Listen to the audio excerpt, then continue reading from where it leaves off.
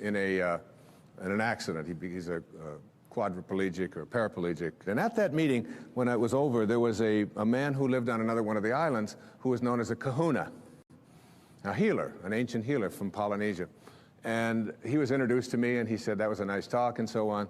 And I said, how do you get to be a kahuna? You know, do you take Kahuna 101? I mean, what courses do you take? How does this work out? And he said, no, he said, kahunas are raised to have no doubt. To have no doubt. To have a knowing. And he said, when a knowing confronts a belief in a disease process, the knowing will always triumph. And that knowing is something in which you say, you are healed, and healing takes place. One of the great stories of knowing is, again, with our little girl, Sage, who we were spending the summer in our summer home, and we went to visit this dermatologist. And Sage has had this thing called flatwarts for the last, well, since she was 2.5 years old. From 2.5 until 7, which is over 4 years, she had these flatwarts, and not only did she have them around her face, around her mouth, and around her nose, but they were getting worse. They were moving up, and they were getting up around her eyes and so on, and we noticed that they were getting progressively worse, even though all of the places that we had taken her had said, they will go away. She'll outgrow them.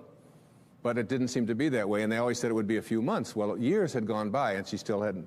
So we were over at my friend's, this dermatologist in Kihei, and I said, Kenny, as long as we're here, would you mind taking a look at Sage? And my wife was there, and he took these big white light, and he put it in her face, and he said, you've got flatwarts. She hates that term. She never wanted to call them flatwarts. She calls them her bumps. All right? She just called them her bumps. So he said to her, but the good news is that when you get married, you won't have them. Well, she's 7.5, going, oh, who's this dork you've got me talking to now? And then he said to her something. He said, you know, we can't burn them off, and there's no medicine that we can give them. But he did say something to the effect that the ability to rid yourself of these things is within yourself.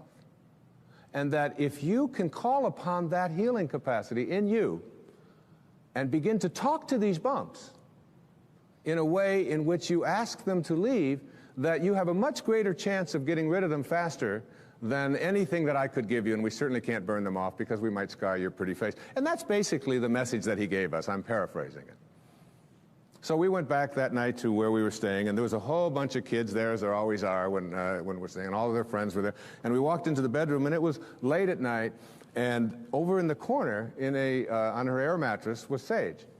And she had the blankets pulled up over her head, and she had a flashlight underneath the blankets. And I went over and I lifted up the blanket. I said, honey, is everything all right? She said, shh, I'm talking to my bumps.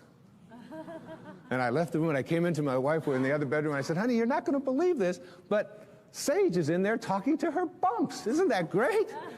The next night, we did the same thing. That was the second night. The third night, the same thing. Now, that was Thursday. On Friday, this happened on Monday. On Friday, as God is my witness, on television, every single one of those bumps was gone and has never reappeared since. A knowing. You see, there is a stream of healing that is something that we can plug into. It's very much like electricity. People say, well, in ancient Greece, there was no electricity. There was electricity. We just didn't plug into it. That's all. And there's a stream of healing. And when we go into that stream of healing with a knowing, we go to a higher level within ourselves. And we don't allow any doubt in. Basically, in every single one of us, every human being out there, there are two of us. There's two people. The first person in each person is called the ego, or I call it the ego. E-G-O. Earth Guide